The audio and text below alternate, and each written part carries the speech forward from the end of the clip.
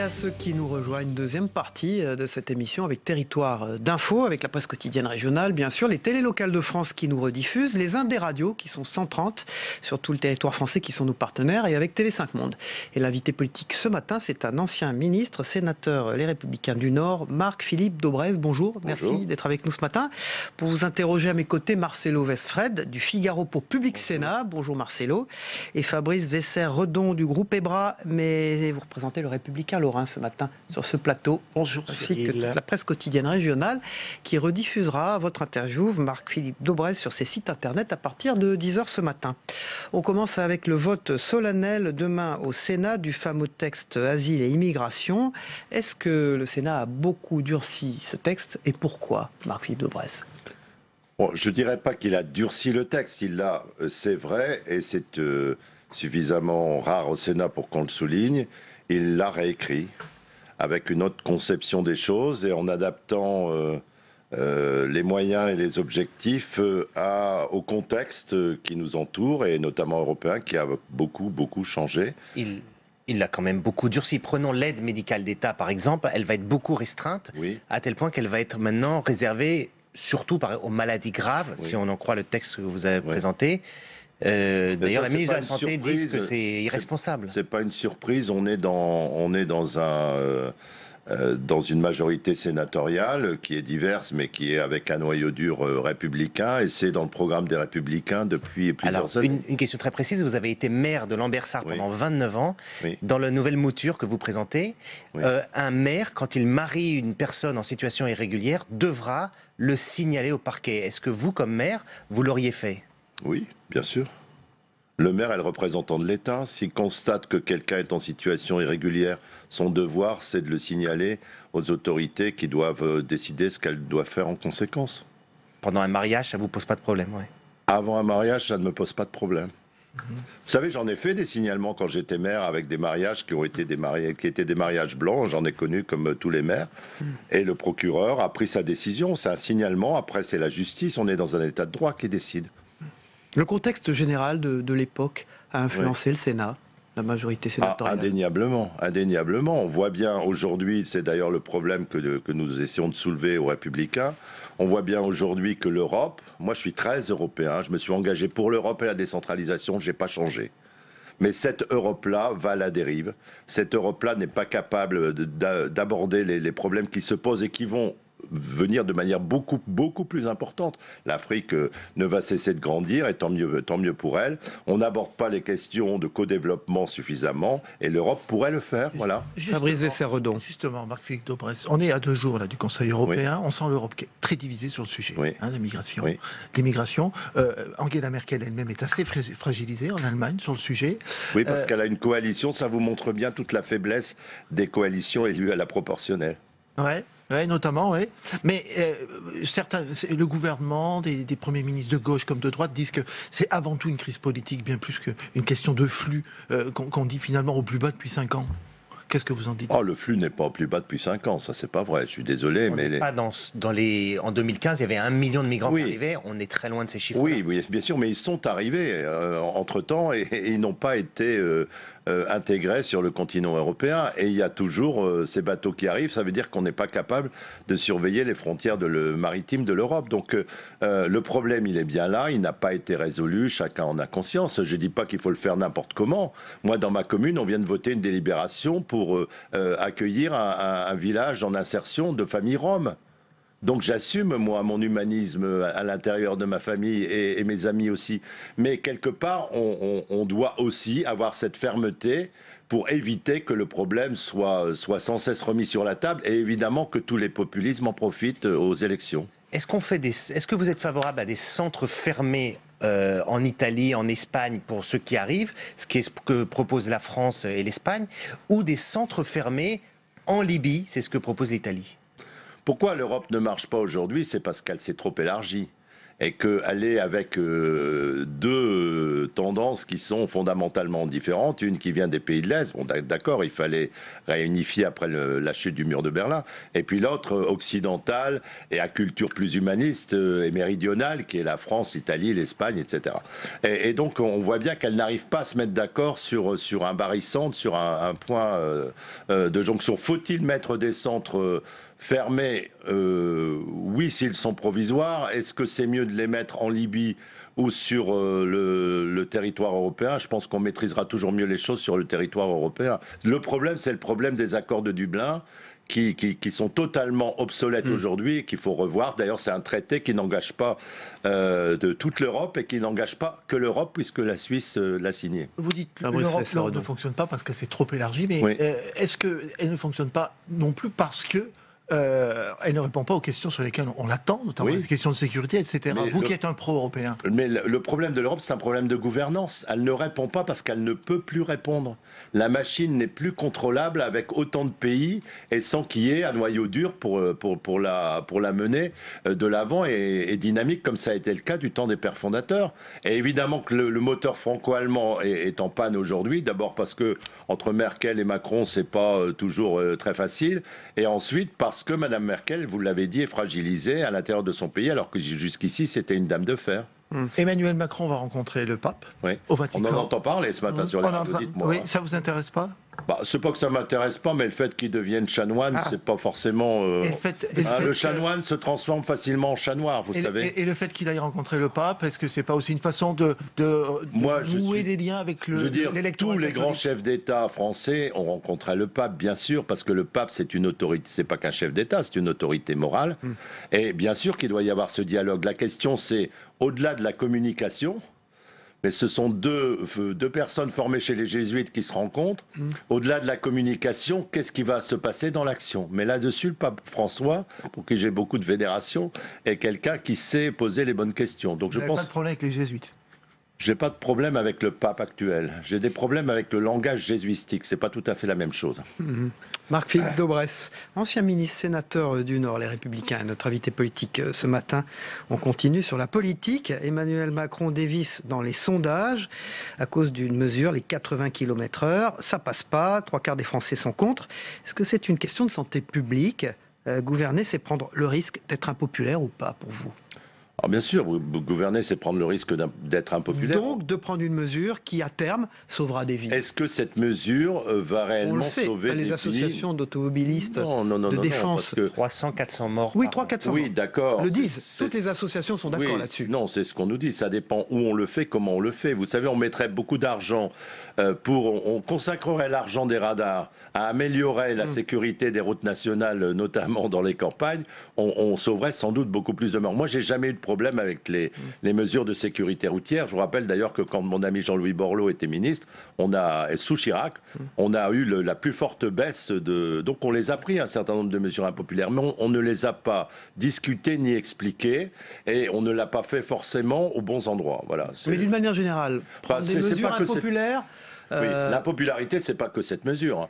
Vous avez un premier choc de croissance qui est l'erreur capitale d'avoir fait de la CSG plutôt que d'avoir fait de la TVA comme nous le préconisions, ce qui aurait fait payer une partie de notre déficit par les pays étrangers. Vous datez l'impopularité d'Emmanuel Macron à cette mesure? La première, premier choc. Le deuxième, il arrive. Je l'ai dit à Gérald Darmanin, avec qui je garde des liens d'amitié, la retenue à la source, telle qu'elle va être mise en œuvre, alors qu'elle aurait pu être mise en œuvre autrement, ça va être un deuxième choc de croissance. La confiance, vous savez, dans un pays, la croissance, c'est bien sûr des phénomènes économiques, mais c'est de la confiance. La confiance, elle a été perdue par les personnes retraitées, sur la CSG en particulier. Elle va être perdue par ceux qui travaillent et ceux qui vont payer l'impôt sur le revenu avec la retenue à la source. Et, permettez-moi d'en parler, parce que c'est le sujet aussi au Sénat qui arrive, elle va être perdue avec le choc de croissance que provoquera la perte inéluctable de logements dans les 2 ans qui viennent. Alors pourquoi cette loi Elan, qu'on appelle Elan, vous avez été ancien ministre du Logement, vous la dites recentralisatrice. Qu'est-ce qui vous dérange dans cette loi? Parce qu'on ne fait pas confiance. C'est le contraire de ce que j'ai fait avec Jean-Louis Borloo quand j'étais au gouvernement en charge du logement, avec ce superbe plan de cohésion sociale qui a marché. de Jean-Louis Borloo, contrairement à ce que j'ai entendu, c'est les vieilles recettes. Qu'est-ce que vous reprochez à cette loi? Elle permet par exemple de vendre à des oui, elle permet de... logements, Encore faut-il qu'ils aient des acquéreurs et qu'ils veuillent vendre. On ne fait pas confiance aux acteurs locaux. Avec Borloo, qu'est-ce qu'on a fait? On a fait un grand plan de cohésion sociale qui s'est traduit par des conventions entre des bailleurs sociaux qui construisent du logement, des collectivités locales, les maires en première ligne, et les intercommunalités et les départements en zone rurale, et puis l'État. Et c'est cet effet levier qui a créé un choc de croissance. On l'a oublié, on a créé 400 000 emplois à peu près dans le bâtiment avec ce plan. Et le chômage sous Chirac, après ce plan, est passé de 10,3 à 7,6. On va simplifier les permis de construire. Oui, alors non mais je dis pas, moi je dis pas que toute cette loi est mauvaise. Il y a toute une série de choses qu'on a examinées depuis des années, qu'on n'avait pas sorties, tout gouvernement confondu. La lutte contre les recours abusifs est une bonne chose. La simplification des permis de construire est une bonne chose. Mais ça suffit pas pour faire du logement. Il faut du foncier, des terrains. Il faut du financement, c'est-à-dire des prêts attractifs, le PTZ, comme nous l'avions fait, et il faut surtout d'une fiscalité attractive. Et si vous n'avez pas tout ça, et si en plus vous n'avez pas les acteurs, les bailleurs sociaux ont été asphyxiés, toute une série d'entre eux vont faire faillite dans les mois qui viennent. Et donc vous n'aurez pas l'effet attendu parce qu'on n'a pas fait confiance aux acteurs locaux et on a dit tout va se faire au niveau de l'État, d'Action Logement, et les maires, on n'en veut plus. On fait même des grandes opérations d'urbanisme où on dessaisit les maires du permis de construire. Pensez bien qu'au Sénat, ça ne va pas passer du tout, ça. Fabrice Vessey-Redon, on commence à l'Assemblée l'examen de la réforme constitutionnelle. Absolument. Et la droite sénatoriale, à laquelle vous appartenez, Marc-Philippe Daubresse, il voit un affaiblissement du rôle du Parlement. Est-ce que vous ne pensez pas qu'il faut, précisément maintenant, commencer à accélérer l'écriture de la loi en France ? Ah bien sûr que si, mais la question qui est posée, elle est beaucoup plus grave que ça. La question, c'est équilibre des territoires et c'est équilibre des pouvoirs. Et ce qui a été mis, alors que Gérard Larcher avait une phase de discussion avec le président de la République et le Premier ministre, nous n'étions pas contre voter. Vous êtes très sur la ligne Gérard Larcher, vous-même. Oui, je pense que Gérard Larcher a raison. Moi, par exemple, à titre personnel, je n'engage que moi, j'ai toujours été pour la réduction du nombre de parlementaires. Donc ce n'est pas le sujet, la réduction du nombre de parlementaires. Certains de mes collègues ne sont pas d'accord avec ça, ils disent dans d'autres pays, etc. Moi, je pense qu'il faut plus de parlementaires avec plus de moyens pour contrôler l'action du gouvernement. Mais justement, s'ils ne peuvent pas contrôler l'action du gouvernement, si on change l'équilibre des pouvoirs, si on empêche des chambres de pouvoir rectifier la loi quand c'est nécessaire, quelles que soient les alternances, à gauche ou à droite ou au centre, peu importe, mais qu'on n'ait pas cet équilibre qui date de la Révolution française, qui date de Montesquieu, on remet en cause les fondamentaux de la République française. C'est la même chose que sur le logement avec cette loi recentralisatrice. On a une forme de dictature de la technocratie qui prend le pas sur ce qu'on appelle les corps intermédiaires, c'est-à-dire les syndicats dans le dialogue social, les élus locaux dans la démocratie locale. Il y a un homme chez vous, président du groupe LR au Sénat, Bruno Retailleau, qui a parlé de pratiques autoritaires du pouvoir chez Macron. Un petit mot sur Bruno Retailleau. Est-ce que vous faites partie de ceux qui pensent qu'il doit jouer un rôle plus important au niveau national ces prochains mois? Je pense que Bruno Retailleau est quelqu'un qui est extrêmement intéressant dans les positions qu'il prend, dans la cohérence de sa doctrine politique. Finalement, là, il poursuit ce qu'était le programme de François Fillon présidentiel, qui, entre nous soit dit, n'était pas si mauvais que ça. D'ailleurs, si on l'avait mis en œuvre, on ne serait pas dans l'état où on est aujourd'hui. Et puis, c'est quelqu'un d'intègre, d'honnête, de loyal dans la relation humaine, ce qui n'est pas toujours le cas en politique. Donc je pense qu'effectivement, il pourrait jouer un rôle plus important. Et c'est un atout pour notre parti de l'avoir. Quel genre de rôle alors? Précisez ça. Il le joue déjà, Bruno. Il est à la tête d'une des forces républicaines, c'est-à-dire une force de proposition qui propose toute une série de choses et qui ne reste pas sur les anciennes du passé. Et en même temps, il joue un rôle dans la direction du parti, dont je fais partie aussi. Il met son poids, il met sa mesure, mais en même temps, il a une vision cohérente de l'ensemble d'un programme de société. Je pense que c'est un atout, bien sûr, pour la suite des événements dans le pays, dans notre paysage à nous. Est-ce que cette méthode, cette posture qu'il adopte, elle est compatible avec celle de Laurent Wauquiez, qui est le président de votre parti, dont on parle beaucoup? Vous-même, vous irez à Menton, bien sûr. Au Congrès. Comment ça s'annonce? Si vous l'avez lu, j'ai signé avec pas mal de mes collègues, c'est-à-dire quasiment toute la direction de LR a signé une motion qui, quelque part, dessine les contours de ce que pourrait être notre projet européen, qui est pro-européen, clairement, mais qui dit pas avec une Europe qui ne nous protège pas avec une Europe qui ne surveille pas ses frontières, pas avec une Europe qui ne sait plus se gouverner. Vous craignez ou pas l'éclatement de votre parti ?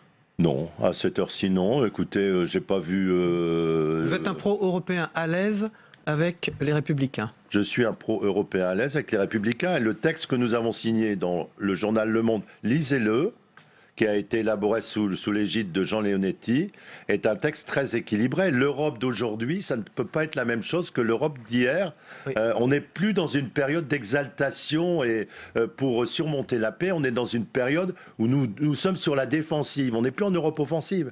Et il faut que cette Europe, elle se recroqueville un peu sur elle-même, qu'elle retrouve des fondamentaux et qu'elle relance une nouvelle dynamique. Ce n'est pas le cas aujourd'hui. Les Européennes vont être un grand rendez-vous pour vous. Est-ce que ce n'est pas un rendez-vous à risque et pour les Républicains et pour Laurent Wauquiez? Les Européennes, c'est toujours un rendez-vous à risque parce qu'on voit surgir souvent en tête des scrutins pas ceux qu'on attend et donc le risque évidemment. Vous pensez au Front National, moi je pense au Front National, aux Insoumis, c'est-à-dire tout ce qui est populiste risque d'arriver en tête, mais l'euro, péanisme BA à la Macron, c'est pas ça non plus la solution. Et je vois bien que la coalition composite qui se rallierait à une liste parce qu'elle serait la plus européenne de toutes, elle n'est pas si homogène que ça. Mes amis de l'UDI, avec qui je garde de très bons rapports, un certain nombre d'entre eux, et ils sont assez nombreux, seraient plutôt partisans d'avoir leur propre liste. Je suis sûr que si Jean-Louis Borloo se lançait, ça ne leur déplairait pas du tout. C'est un appel ? C'est un appel ? C'est pas un appel, mais je trouve que ce serait pas mal dans le paysage politique. C'est quand même un peu un appel, alors. Vous en avez parlé avec Borloo ? Vous pensez qu'il serait intéressé ? Je n'ai pas parlé de ça avec Jean-Louis. Mais vous allez lui en parler ? Je suis très proche de Jean-Louis, il ne faut pas me faire dire des choses. Par contre, je lui parle souvent et je peux vous dire que l'épisode d'humiliation que lui a fait subir le président de la République, c'est franchement pas juste dans ce contexte-là. Alors, on vient d'apprendre qu'au Conseil des ministres sera présenté le principe du service national universel, sans doute de 2 mois. Oui. Vous dites banco, on y va, c'est intéressant. Ça a toujours été un débat entre nous. 16 ans minimum l'âge, hein ? 16 ans minimum. Oui. Ça vous va ? Pourquoi pas ? C'est pas le sujet. Si on veut un service national universel qui joue son rôle, il faut qu'il ait à peu près le même effet que le service militaire adapté dans les territoires et départements d'outre-mer. C'est-à-dire qu'il soit à un moment de la vie où on redonne du civisme, de la citoyenneté et des perspectives pour l'emploi aux jeunes. À ce moment-là, je le voterai, mais pas pour 2 mois. Moi, je suis plutôt sur la ligne de Xavier Bertrand, qui dit un vrai service national universel, ça coûte de l'argent, c'est 4 milliards d'euros, mais quelque part, ça vaut le coup, oui. J'ai fait le service civique, vous savez, donc je suis cohérent. Marc-Philippe Daubresse, je rappelais, vous êtes sénateur du Nord. Les habitants de l'Ain ont décidé de s'appeler les Indinois. Suite à une consultation populaire, ces habitants ont pu choisir leur nom, ont choisi de s'appeler donc les Indinois et les Indinoises. Bon, c'est heureux qu'il n'y ait pas une majorité d'indécis quand même, mais bon. Non, ça veut dire quoi ? Ça veut dire qu'il y a une recherche d'identité locale, que les gens sont attachés à leur terroir. Regardez-nous, les élus du département du Nord ont poussé la candidature de Cassel, et Cassel, ça a été... Pourtant, c'est pas un village qui, au début, on se dit, c'est le préféré des Français. Pourquoi ? Parce qu'il y a cet appel au terroir, au territoire, à l'identité, mais une identité qui puisse être une identité, je ne veux pas dire comme Juppé, une identité heureuse, mais une identité dont on est fier. Donc, quelque part, et pas une identité qui devient un phénomène de recroquevillement et qu'on utilise comme un slogan. Donc, voilà, je pense bienvenue aux Indinois et Indinoises, alors. Bienvenue aux Indinois qui en ont besoin, parce que c'est un département difficile, il est avec plusieurs sous-régions différentes, les Dombes, qui sont un endroit où on mange très bien, comme vous le savez. Merci Marc-Philippe Daubresse, ancien ministre, sénateur du Nord, les Républicains, d'avoir été notre invité politique. On passe au débrief de vos propos. Denis Jean-Baptiste Yves Tréhard dans un instant. Merci Marcelo Vesfrez, merci Fabrice Vesserdon. C'est Cyril.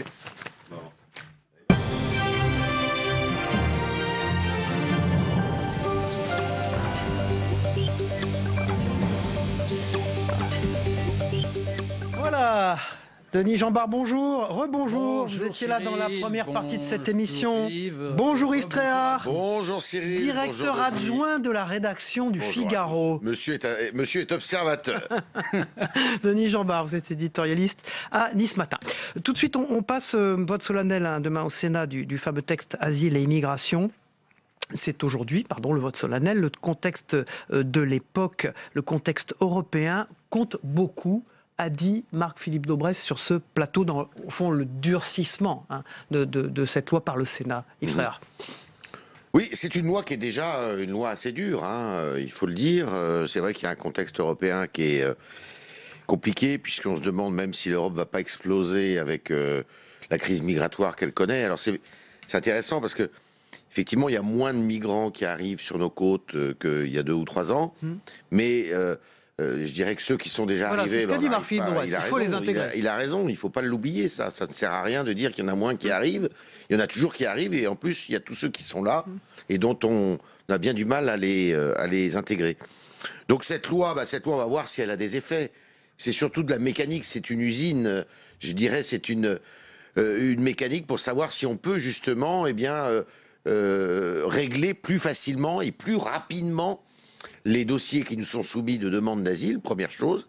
Et deuxième chose, et là, alors là, je peux vous dire que le statu quo va rester, c'est de savoir si on peut les raccompagner et les renvoyer dans leur pays d'origine. Et ça, je peux déjà vous dire que c'est 0 pointé.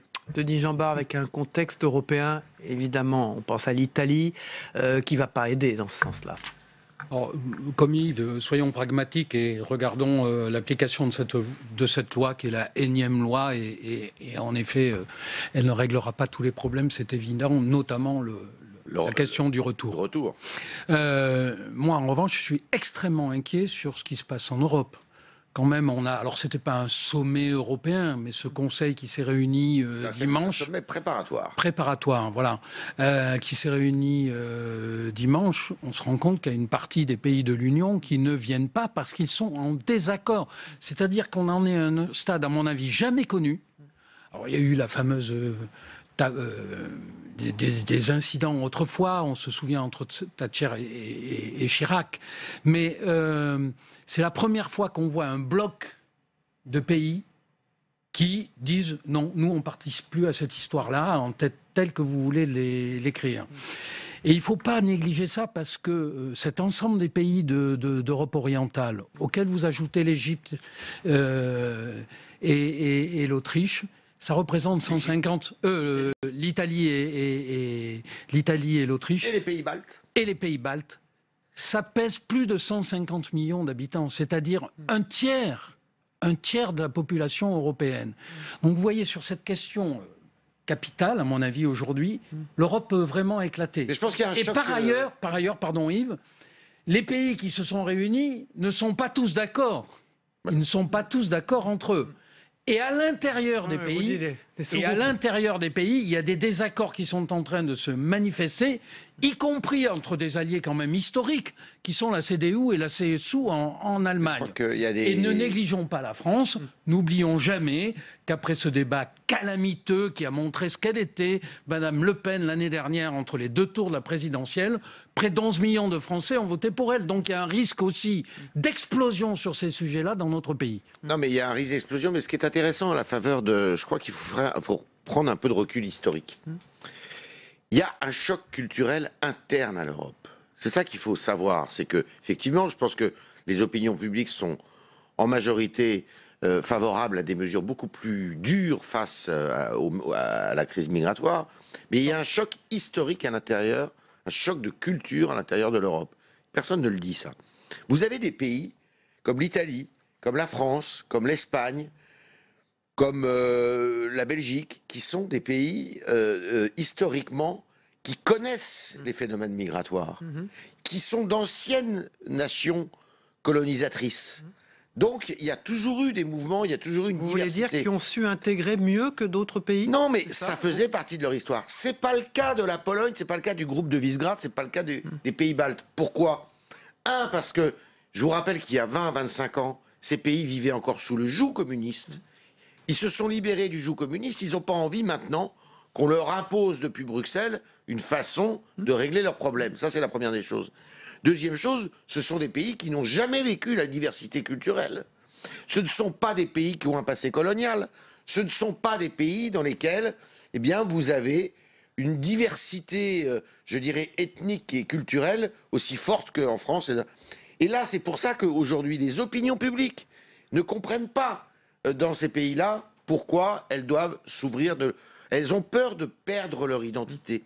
La Pologne, par exemple, qui est un pays extrêmement attaché à son identité catholique, très fermement affirmée, eh bien, ce pays-là n'est pas du tout un pays disposé à se laisser, je dirais, entre guillemets, puisque c'est ça qu'ils pensent, eux, envahir par une autre culture. Denis Jeanbart, on passe à un tout autre sujet, l'impopularité d'Emmanuel Macron dans les sondages ces derniers jours qui ont été mesurés. On pointe les 80 km/h, mais notre invité ce matin, Marc-Philippe Daubresse, a pointé beaucoup d'autres choses bien en amont dans le quinquennat. Vous pensez qu'elle est durable ? Impopulaire parce qu'il fait des choses, il prend des décisions. C'est une vraie question. Vous savez, d'abord, tous les précédents, enfin les 3 précédents présidents ont connu une impopularité au terme, eux, de 6 mois. Là, on est à 1 an. Elle n'est pas encore dramatique. Mais il ne faut jamais la négliger. Alors les présidents disent toujours qu'ils ne s'intéressent pas à ça, ils ne s'intéressent qu'à ça, en vérité. Parce qu'à un moment donné, quand vous commencez à décrocher, que ça se détricote, vous ne pouvez plus rattraper les choses. C'est comme un pullover qui commence à se détricoter et à un moment donné, vous pouvez... Mais est-ce que le président, quand il arrive, n'a pas intégré ça? Et au fond, il faut faire vite, très vite, tout de suite, parce que l'impopularité arrive. La question est de savoir à quel moment arriveront des résultats, s'il y en a. Oui. Et à quel moment... alors, il veut aller très vite pour que les résultats soient visibles avant le terme du quinquennat. Encore qu'on ne soit pas toujours réélu sur des résultats positifs. Ça, on l'a déjà vu dans un certain nombre de démocraties. Je pense à George Bush père, alors que la croissance repartait à toute vitesse et qui est battue c'est Clinton qui a été élu. Et qui est battu par Clinton. Donc, ça ne garantit rien. Donc, je comprends son accélération et sa volonté de mettre en œuvre très, très, très vite ces réformes. Ouais.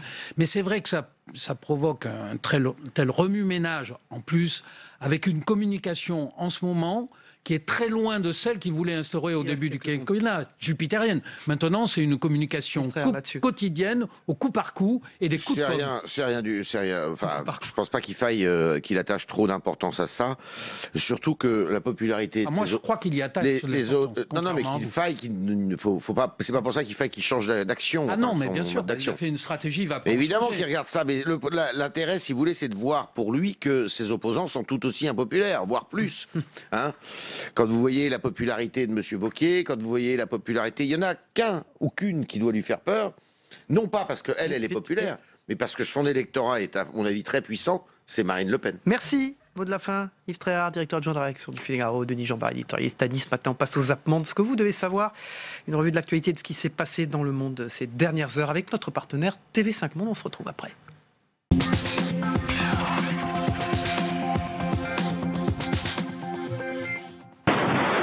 En pleine chaleur, sans eau et sans nourriture, ces migrants sont forcés de traverser le désert du Sahara en direction du Niger ou du Mali. L'Algérie vient d'expulser ces hommes, femmes et enfants déposés à la frontière avec ces bus. Au Niger, le premier village atteignable est Tassamaka, après 15 km de marche. Ils viennent à milliers. Cette fois-ci, vraiment, le refoulement que j'ai vu, vraiment, je n'ai jamais vu un refoulement comme ça. Parce qu'il y a beaucoup, il y a même des bébés, il refoule même des femmes enceintes, des femmes qui ont accouché 1 semaine après ou bien 2 semaines après. Donc c'est vraiment catastrophique. J'ai fait une fausse couche sur le chemin, une autre jeune femme du Cameroun aussi. Nous avons chacune perdu notre bébé. Des femmes et des hommes gisaient morts sur le sol. Certains se sont blessés et d'autres se sont perdus dans le désert parce qu'ils ne connaissaient pas le chemin. Au large de Malte et de la Sicile, c'est toujours l'attente. Ce navire de l'ONG allemande Lifeline et ce cargo danois sont devenus le nouveau symbole du bras de fer que se livrent les pays européens. Tous les deux attendent désespérément une solution diplomatique pour pouvoir accoster. C'est avec ce graffiti que la découverte a commencé. Une petite fille recouvre une croix gammée avec des motifs de tapisserie. Depuis une semaine, les chasseurs de street art sont à l'affût dans les rues de Paris, car pour eux, il n'y a qu'un artiste au monde pour signer une telle œuvre. Cette tapisserie, en fait, l'artiste l'a déjà utilisée en 2006 et en 2009. En 2006, il a repeint un éléphant avec ce motif. Et en 2009, un tableau avait été fait dans le musée de Bristol avec ce même motif. Donc, si vous voulez, ce motif vient signer la patte de Banksy véritablement. Banksy, star mondiale du street art, un artiste britannique qui conserve jalousement son anonymat. Il rase les murs pour mieux y laisser sa trace, un vrai jeu du chat et de la souris partout autour du monde. Et toujours avec des messages politiques. Dernière en date, apparue dans la capitale française ce lundi, cette silhouette au visage triste, découverte près des issues de secours du Bataclan.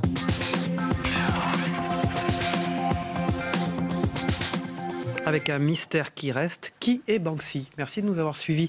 On se retrouve demain pour une nouvelle émission. Bonne journée à tous, au revoir.